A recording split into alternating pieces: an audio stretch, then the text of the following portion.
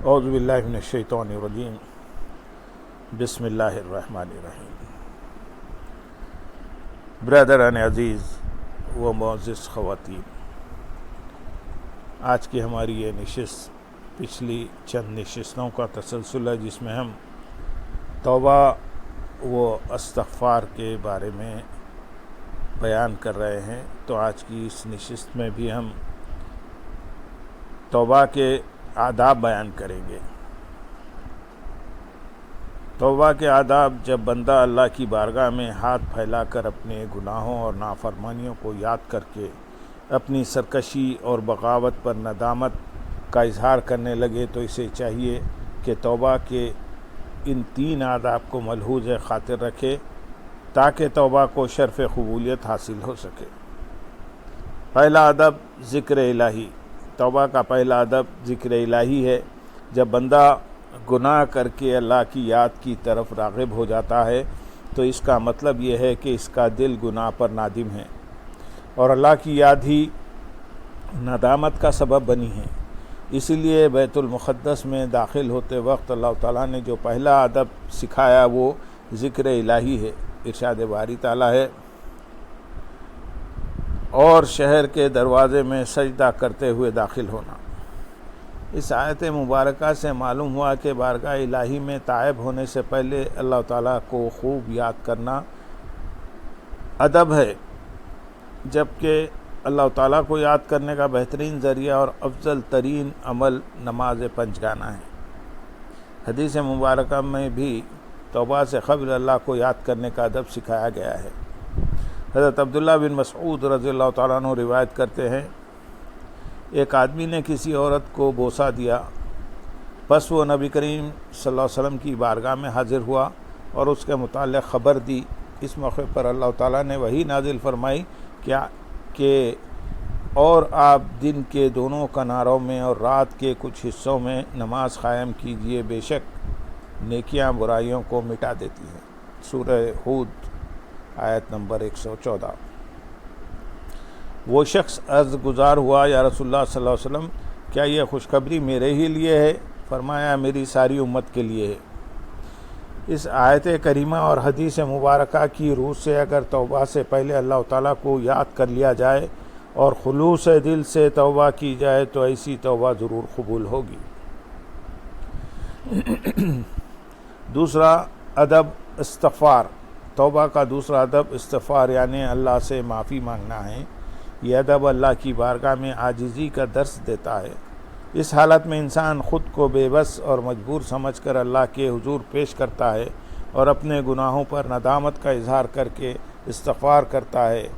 حضرت عائشہ رضی اللہ تعالیٰ عنہ فرماتی ہیں، میں نے حضور نبی اکرم صلی اللہ علیہ وسلم سے عرض کیا، یا رسول اللہ صلی اللہ علیہ وسلم، بتائیے اگر مجھے شب قدر معلوم ہو جائے تو میں اس میں کیا دعا کروں، کیا دعا مانگوں؟ آپ صلی اللہ علیہ وسلم نے فرمایا، کہو اللہم انکا عفو تحب العفو فاعف عنی، یا اللہ تو بہت معاف کرنے والا ہے، عفو و درگزر کو پسند کرتا ہے، بس مجھے معاف فرما دے۔ جب بندہ عجز و انکسار سے مغفرت اور بخشش کا سوال کرتا ہے تو اللہ تعالیٰ اس کے لیے اپنی رحمت و بخشش کے دروازے کھول دیتا ہے اور اس کی توبہ کو شرف قبولیت عطا فرماتا ہے۔ تیسرا ادب توسل بالرسول صلی اللہ علیہ وسلم۔ بے شک اللہ تبارک و تعالیٰ کی ذات ہر پکار اور دعا کو سننے والی ہے، کیونکہ وہ ہر ایک کا خالق و مالک ہے، لیکن وہ خالق و مالک ہونے کے ساتھ بے نیاز بھی ہے۔ اگر وہ کسی کی پکار کو رد کر دے تو اس سے کوئی پوچھ نہیں سکتا۔ وہ مالک ہے، چاہے کرم کر دے اور چاہے تو گناہوں پر سزا دے۔ یہ دنیا کا عام قاعدہ اور دستور ہے کہ جب دنیاوی حاکم یا بادشاہ کے پاس کوئی جاتا ہے تو اپنے ساتھ اس کے پیارے دوست کو لے کر جاتا ہے کہ اگر اس بندے سے کوئی غلطی یا خطا سرزد ہو جائے تو وہ اپنے پیارے کا حیا کرتے ہوئے سزا کا ارادہ ملتوی کر دے۔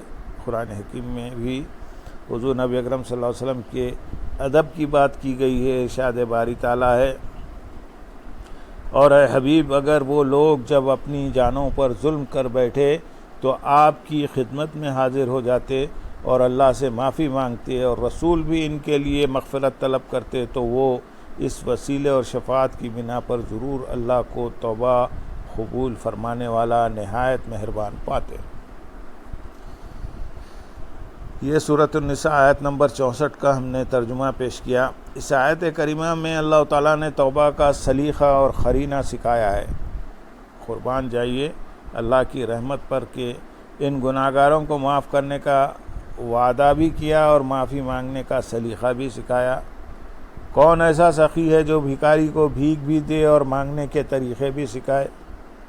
خطا کاروں کو اپنے پاس بلائے اور انہیں یہ بھی بتائے کہ اگر فلاں کے پاس سے ہو کر آؤ گے تو میں تمہاری دعائیں رد نہیں کروں گا۔ اس سے واضح ہوا کہ اگر حضور نبی اکرم صلی اللہ علیہ وسلم کی بارگاہ کے توسل سے معافی مانگی جائے تو اللہ کی رحمت اپنے پیارے حبیب صلی اللہ علیہ وسلم کا حیا کر کے کوئی چاہے کتنا ہی گناہگار کیوں نہ ہو معاف فرما دیتی ہے۔ چنانچہ اس آیت کریمہ کی روشنی میں واضح ہوا کہ توسل بالرسول صلی اللہ علیہ وسلم توبہ کی قبولیت کا آخری قدم ہے۔ اس لیے انسان کو چاہیے کہ اپنے رب کی رحمت سے مایوس نہ ہو بلکہ توبہ کے 3 آداب کو ملحوظ خاطر رکھتے ہوئے حضور نبی اکرم صلی اللہ علیہ وسلم سے اپنا تعلق قلبی مضبوط کر لے اور آپ صلی اللہ علیہ وسلم کو یاد کر کے اللہ کی بارگاہ میں ان کا وسیلہ پیش کر کے اور اللہ کی رحمت پر کامل یقین رکھے، اپنے گناہوں کی معافی مانگے، پھر وہ دیکھے گا کہ حضور نبی اکرم صلی اللہ علیہ وسلم کی رحمت بھی اسے بخشوانے کے لیے آئے گی اور اللہ کی رحمت و مغفرت بھی اسے اپنے دامن لطف و کرم میں چھپانے کا بہانہ تلاش کرے گی۔ توبہ کے طریقے۔ توبہ جس سے تصوف کا پہلا حرف تا مکمل ہوتا ہے۔ تصوف کا عنصر اولین سفر معرفت کا نقطۂ آغاز اور مغفرت کی طرف رکھنے والا پہلا قدم ہے۔ اس توبہ کے 3 طریقے ہیں۔ ایک، خطا سے ثواب یعنی نیک کام کی طرف رجوع توبہ کرنا۔ نمبر 2، ثواب سے ثواب کی طرف رجوع توبہ کرنا۔ نمبر 3، خودی سے خدا کی طرف رجوع توبہ کرنا۔ پہلا طریقہ توبہ کا پہلا طریقہ یہ ہے کہ انسان غلطی اور گناہ سرزد ہونے کی صورت میں اللہ تعالیٰ کی بارگاہ بے نیاز کی طرف رجوع کرے اور غلطی پر تائب ہو کر معافی کا خواستگار ہو، جس کے نتیجے میں قوی امید ہے کہ اس کے گناہ معاف کر دیے جائیں گے۔ حضرت ابو عبید بن عبداللہ رضی اللہ تعالیٰ عنہما اپنے والد سے روایت کرتے ہیں کہ حضور نبی اکرم صلی اللہ علیہ وسلم نے ارشاد فرمایا، گناہ سے توبہ کرنے والا ایسے ہے جیسا کہ اس نے کوئی گناہ کیا ہی نہ ہو۔ اس سے پتہ چلا کہ ہر قسم کے گناہ کی نجاست سے پاک و صاف ہو جانے کے عمل کو خطا سے ثواب کی طرف توبہ کرنا کہتے ہیں۔ دوسرا طریقہ، توبہ کا دوسرا طریقہ ثواب سے ثواب کی طرف توبہ کرنا ہے۔ اس سے مراد یہ ہے کہ انسان پہلے بھی گناہ پر نہ ہو، نہ اس سے کوئی غلطی اور خطا سرزد ہوئی ہو، مگر خوب سے خوب تر کی تلاش اور آرزو میں اپنے پہلے مقام و مرتبے کو گناہ تصور کرے اور اس سے توبہ کر کے بلند و بالا اور زیادہ باعظمت مقامات کی طرف رواں دواں ہو اور اس اگلے مقام سے پہلے مقام پر رکے رہنے کو گناہ تصور کرتے ہوئے اللہ تعالیٰ کی بارگاہ میں معافی مانگے۔ یہ پہلی حالت ثواب سے دوسری حالت ثواب کی طرف رجوع کرنا ہے۔ اسی مقام رفیع کے متلاشی لوگوں کے بارے میں حضرت ابو سعید الخراز رضی اللہ تعالیٰ عنہ فرماتے ہیں، عام نیک لوگوں کی نیکیاں مقربین کے نزدیک گناہ ہوتے ہیں۔ گویا یہ مقام بر یعنی نیکی سے مقام قرب کی طرف سفر ہے اور اس سفر کا راہی مقام بر سے مقام قرب کی طرف جانے کے لیے توبہ کرتا ہے۔ تیسرا طریقہ، توبہ کا تیسرا طریقہ خودی سے خدا کی طرف توبہ کرنا ہے۔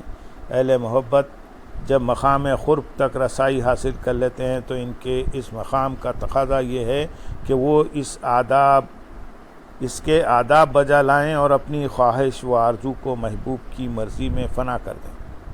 اس مرحلے پر توبہ کی وضاحت حضرت موسیٰ علیہ السلام کے اس واقعے سے ہوتی ہے کہ جب آپ علیہ السلام کوہ طور پر تشریف لے گئے اور اللہ تعالیٰ کی بارگاہ میں اپنی آرزو کا اظہار کیا تو کلام میں ربانی کی لذت پا کر دیدار کا آرزومند ہوا اور عرض کرنے لگا، اے رب مجھے اپنا جلوہ دکھا کہ میں تیرا دیدار کر لوں۔ محبوب حقیقی سے ہم کلام ہونے کے بعد حضرت موسیٰ علیہ السلام کے دل میں خواہش دیدار پیدا ہوئی، جو آرزو بن کر بے اختیار زبان پر مچل گئی، تو ادھر اللہ تعالیٰ کی بارگاہ بے نیاز سے جواب ملا، لن ترانی، تم مجھے براہ راست ہرگز دیکھ نہ سکو گے۔ پھر جب رب ذوالجلال نے کوہ طور پر ایک تجلی ڈالی تو آپ علیہ السلام بے ہوش ہو کر گر پڑے۔ جو ہی ہوش آیا تو فوراً اللہ تعالیٰ کی بارگاہ میں عرض کی، میں تیری بارگاہ میں توبہ کرتا ہوں۔ حضرت موسیٰ علیہ السلام اللہ تعالیٰ کے مقرب نبی اور رسول ہیں۔ انبیاء اکرام علیہ السلام خطا سے پاک ہوتے ہیں۔ حضرت موسیٰ علیہ السلام نے کسی غلطی کا ارتکاب نہیں کیا جس سے توبہ کی ضرورت محسوس ہوتی۔ یہاں سوال پیدا ہوتا ہے کہ حضرت موسیٰ علیہ السلام توبہ کس چیز سے فرما رہے ہیں؟ صاف ظاہر ہے کہ آپ علیہ السلام نے کوئی نافرمانی نہیں کی، بلکہ یہ تو ان کی اپنی اس خواہش و آرزو سے توبہ تھی جس کا اظہار وہ قرب مولا کے لیے کر بیٹھے۔ حضرت موسیٰ علیہ السلام بارگاہ ازدی میں عرض پرداز ہوئے کہ مولا میں دیدار کی تمنا کر بیٹھا، اس اختیار سے توبہ کرتا ہوں اور تیری مرضی کو اپنی مرضی سمجھتا ہوں۔ معلوم ہوا کہ اس منزل پر پہنچ کر انسان خود کو محبوب کی بارگاہ میں اس طرح اپنے آپ کو سپرد کر دیتا ہے کہ اس کے دیدار کی آرزو بھی خطا سمجھنے لگتا ہے۔ توبہ کا یہ درجہ حضور نبی اکرم صلی اللہ علیہ وسلم کو بدرجہ اتم حاصل تھا۔ آپ صلی اللہ علیہ وسلم نے اپنی خواہش و آرزو کو اپنے خالق حقیقی کی رضا و خوشنودی میں اس طرح فنا کر دیا کہ اللہ تعالیٰ نے ارشاد فرمایا، اور وہ اپنی خواہش سے کلام نہیں کرتے، ان کا ارشاد سراسر وحی ہوتی ہے جو انہیں کی جاتی ہے۔ سورۃ النجم آیت نمبر 3 اور 4 کا ہم نے ترجمہ سنایا۔ حضور نبی اکرم صلی اللہ علیہ وسلم کا بولنا اور خاموش رہنا سب کچھ وحی ربانی کے تابع تھا۔ آپ صلی اللہ علیہ وسلم کو اپنی ذاتی خواہش پر اللہ کی رضا مقدم تھی۔ حضرت ابو ہریرہ رضی اللہ تعالیٰ عنہ بیان کرتے ہیں، ایک مرتبہ حضور نبی اکرم صلی اللہ علیہ وسلم نے صحابہ اکرام رضی اللہ تعالیٰ عنہ کے ساتھ نماز ادا فرمائی اور 2 رکعت کے بعد سلام پھیر دیا۔ آپ صلی اللہ علیہ وسلم کی خدمت میں عرض کیا گیا، یا رسول اللہ صلی اللہ علیہ وسلم، آپ بھول گئے یا نماز میں کمی کر دی گئی؟ آپ صلی اللہ علیہ وسلم نے فرمایا، نہ تو میں بھولا ہوں اور نہ ہی نماز میں قصر کی گئی۔ معلوم ہوا کہ حضور صلی اللہ علیہ وسلم کی نماز بھی آپ صلی اللہ علیہ وسلم کی اپنی مرضی پر موقوف نہ تھی، بلکہ اللہ تعالیٰ کی رضا و مرضی کے مطابق تھی۔ یہی وجہ ہے کہ حضور صلی اللہ علیہ وسلم ایک دن میں 70 بار توبہ فرماتے تھے۔ یہ توبہ و استغفار گناہوں اور غلطیوں سے توبہ نہ تھی، بلکہ ہر قدم پر آرزو اور خواہش کے اختیار کرنے سے توبہ ہوتی تھی۔ توبہ صرف گناہوں سے ہی نہیں ہوتی، بلکہ ہر طرح کی خواہشات، تمناؤں اور آرزوؤں سے دستبردار ہونے کا نام ہی حقیقی توبہ ہے۔ اللہم صلی علی سیدنا محمد وعلی آل سیدنا محمد وبارک وسلم، وآخر دعوانا ان الحمدللہ رب العالمین۔ سبحان